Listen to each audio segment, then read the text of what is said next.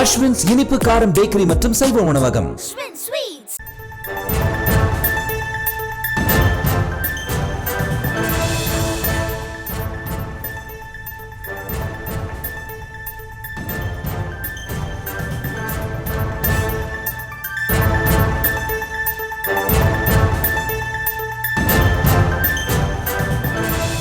டெல்லி சட்டமன்ற தேர்தலில் ஜனநாயக கடமையாற்றியிருக்கிறார் எதிர்க்கட்சி தலைவர் ராகுல் காந்தி. என்டிஎம்சி வாக்குச்சாவடியில் நேரில் சென்று ராகுல் காந்தி வாக்களித்தார். கூடுதல் விவரங்களோடு இணைகிறார் எமது செய்தியாளர் மதியழகன். மதியழகன், வணக்கம். விரிவான விவரங்கள்.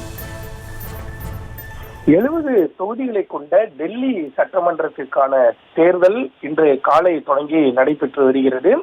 இந்த தேர்தலில் மொத்தம் 1.56 கோடி வாக்காளர்கள் வாக்களிக்க இருக்கிறார்கள்.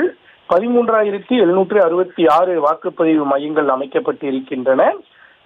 இந்த நிலையில் காலை முதலே பொதுமக்கள் பெருவாரியாக திரண்டு வாக்களித்து வரக்கூடிய நிலையில் அரசியல் கட்சிகளினுடைய முக்கிய தலைவர்களும் தங்களது ஜனநாயக கடமையை ஆற்றி வருகிறார்கள். அந்த வகையில் காங்கிரஸ் கட்சியினுடைய மூத்த தலைவரும் எதிர்க்கட்சி தலைவருமாக இருக்கக்கூடிய ராகுல் காந்தி தற்பொழுது தனது ஜனநாயக கடமையை ஆற்றுவதற்காக வாக்குச்சாவடிக்கு வந்திருக்கிறார்.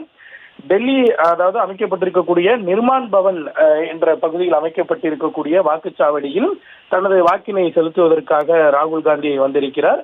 தற்பொழுது வாக்குப்பதிவு மையத்திற்குள் அவர் சென்று இருக்கிறார்.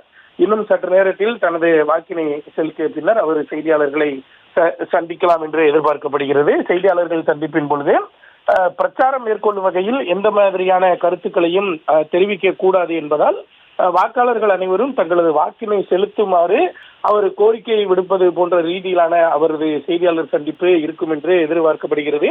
ராகுல் காந்தியை தொடர்ந்து மற்ற தலைவர்களும், அதாவது டெல்லியில் தங்களது வாக்கினை வைத்திருக்கக்கூடிய அரசியல் தலைவர்கள், பிரபலங்களும் தங்களது வாக்கினை செலுத்த இருக்கிறார்கள்.